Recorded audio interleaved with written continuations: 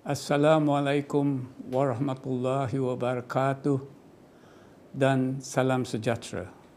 Menghadap ke bawah duli yang maha mulia, Tunku Ampuan Besar Negeri Sembilan Darul Khusus, Tuanku Aisyah Rohani binti Almarhum Tengku Besar Mahmud, Tengku Chancellor Universiti Sains Islam Malaysia. Penghargaan juga saya tujukan kepada Pro-Chancellor USIM, iaitu Yang Amat Mulia Tunku Besar Seri Menanti Tengku Ali Ritauddin Ibni Tuanku Mukhris. Ampun Tuanku, beribu-ribu ampun.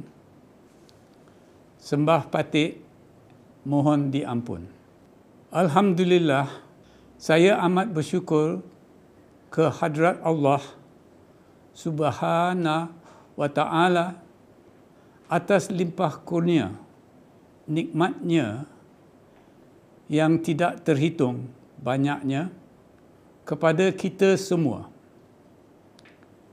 Saya juga bersyukur kerana dengan inayahnya saya diberi penghormatan untuk menerima anugerah ijazah kehormat Doktor Falsafah Alam Bina oleh Universiti Sains Islam Malaysia, USIM. Saya ingin juga merakamkan ucapan setinggi-tinggi terima kasih kepada ahli-ahli lembaga pengarah universiti, ahli-ahli senat serta pengurusan universiti di atas pemilihan saya untuk menerima anugerah ini. Sesungguhnya, penganugerahan ini amat bermakna lagi berharga bagi saya. Di kesempatan ini, saya ingin juga merakamkan penghargaan kepada isteri saya, Datin Sabidatul Majni, serta ahli-ahli keluarga, rakan-rakan yang telah menjadi sumber inspirasi dan motivasi dalam hidup dan perjuangan saya. Tuan-tuan dan puan-puan, secara ringkas, penglibatan saya dengan USIM telah bermula 22 tahun dahulu pada tahun 2000. Semasa ianya dikenali sebagai College Universiti Islam Malaysia atau QUIM. Saya terlibat dalam penyediaan kertas kerja untuk menaik taraf institusi serta menyediakan kerangka plan induk kampus. Apabila tapak USIM di Bandar Nilai telah dikenal pasti, saya turut menyediakan konsep reka bentuk pembangunan yang bercirikan nilai-nilai Islam pada tahun 2001. Telah ditakdirkan saya tidak terlibat apabila pelaksanaan kampus dimulakan.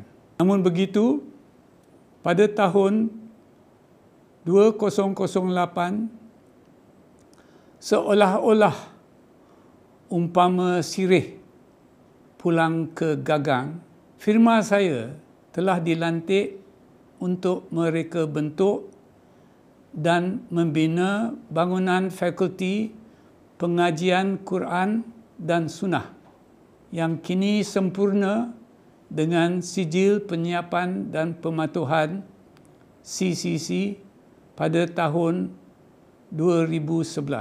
Syukur Alhamdulillah.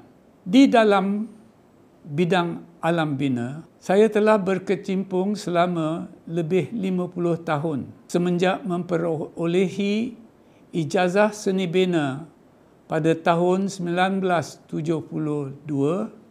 dengan pengususan bidang konservasi dan perancang bandar. Saya juga berkhidmat dengan Perbadanan Pembangunan Bandar Udar dan seterusnya mengasas firma arkitek sendiri pada tahun 1978. Syukur Alhamdulillah, firma telah berjaya melaksanakan pelbagai projek pembangunan yang mencabar, termasuklah selaku perintis dalam usaha pemuliharaan bangunan warisan dan bersejarah yang kini kerap terancam.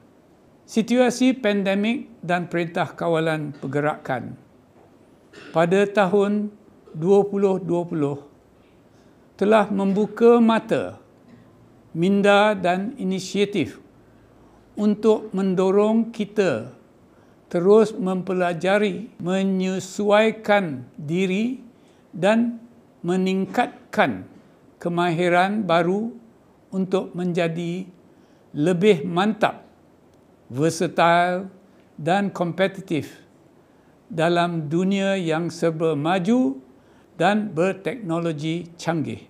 Sebagai contoh, Fakulti Kejuruteraan dan Alam Bina di USIM telah berjaya melaksanakan satu persidangan atas talian bagi membincangkan isu fiqh dan alam bina dengan mendapat penyertaan tinggi.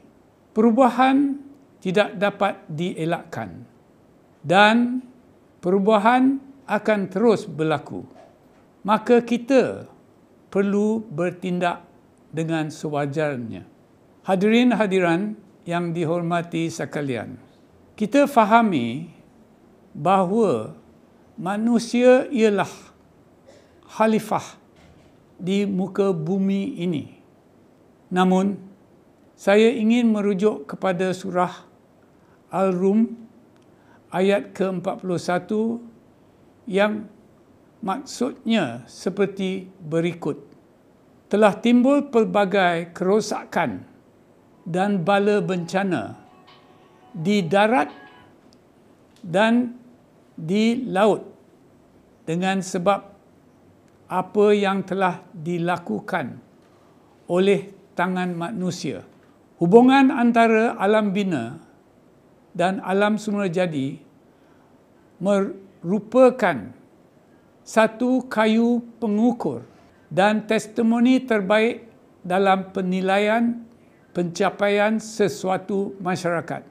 Dalam konteks semasa, pembangunan mungkin dianggap perkara biasa, tetapi pembangunan akan juga mendatangkan pelbagai impak positif dan negatif yang ketara. Namun, dalam konteks alam semula jadi, pembangunan yang tidak terancang dan terburu-buru boleh mengakibatkan kesan buruk kepada alam sekitar seperti banjir dan tanah runtuh yang semakin kerap berlaku sejak kebelakangan ini. Kemusnahan yang berlaku tidak dapat diperbetulkan atau dikembalikan semula dengan mudah dalam tempoh yang singkat mahupun seumur hidup. Kerosakan ini akan berkekalan selama-lamanya seperti yang terbukti kini oleh fenomena perubahan iklim global. Oleh kerana itu, bagi melaksanakan sesuatu pembangunan alam bina, kajian dan perancang teliti, pemantauan pelaksanaan serta penguatkuasaan yang ketat oleh semua pihak berkepentingan adalah amat mustahak. Keputusan pembangunan haruslah dibuat dalam kalangan profesional yang terbaik berlandaskan pengetahuan dan pengalaman yang mendalam, bersandarkan prinsip utama untuk menjaga kualiti dan imbangan alam sedia ada dengan persekitaran yang baharu.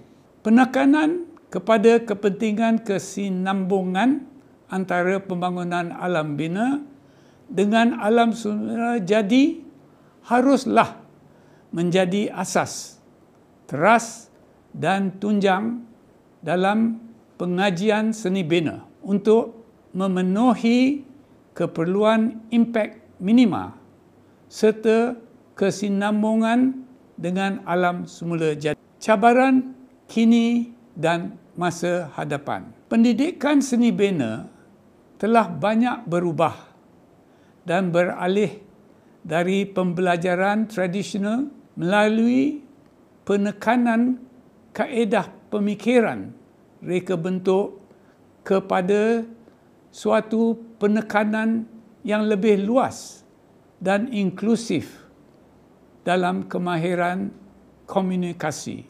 Persoalannya, adakah kita bersedia dan mampu untuk mengubah corak pendidikan sedia ada untuk jangkaan kerjaya arkitek di masa hadapan?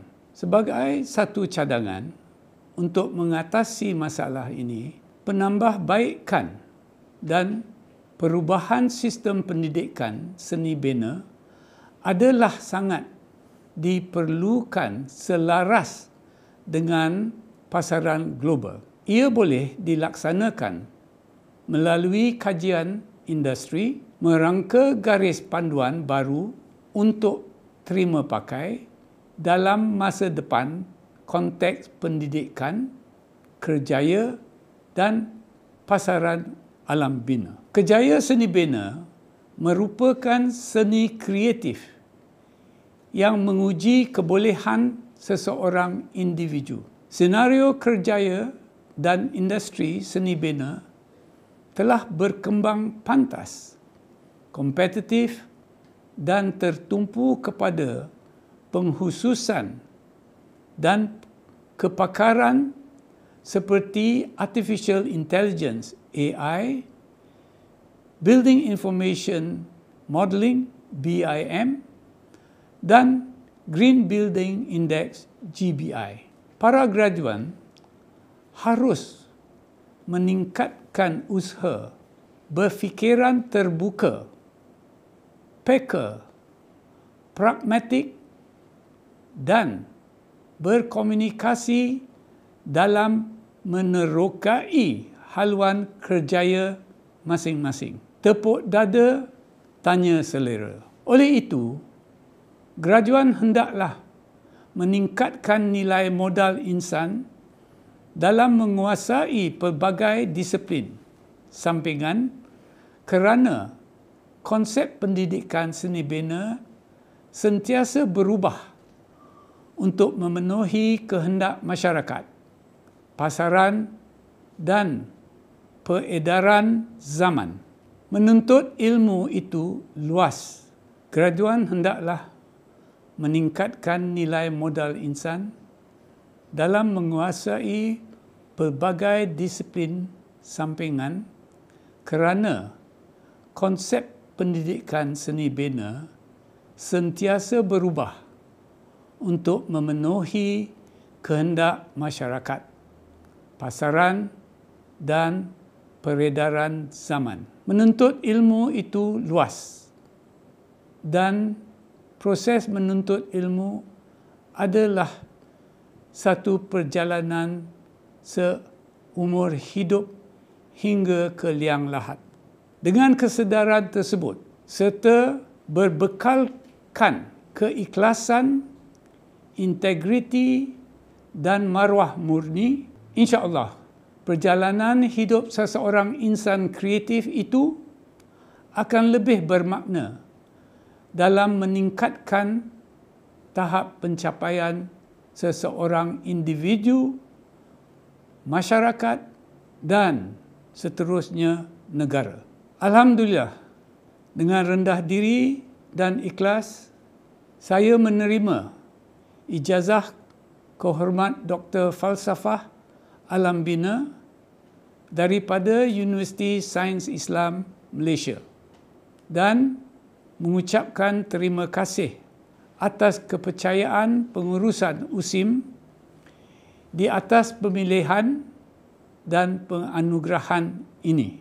Akhir kata, saya mendoakan Universiti Sains Islam Malaysia terus berkembang maju, mencapai kecemerlangan di bawah naungan Duli Yang Maha Mulia Tunku Ampuan Besar Negeri Sembilan Darul Khusus Tuanku Aisyah Rohani binti Almahrum Tengku Besar Mahmud selaku Tuanku Chancellor USIM.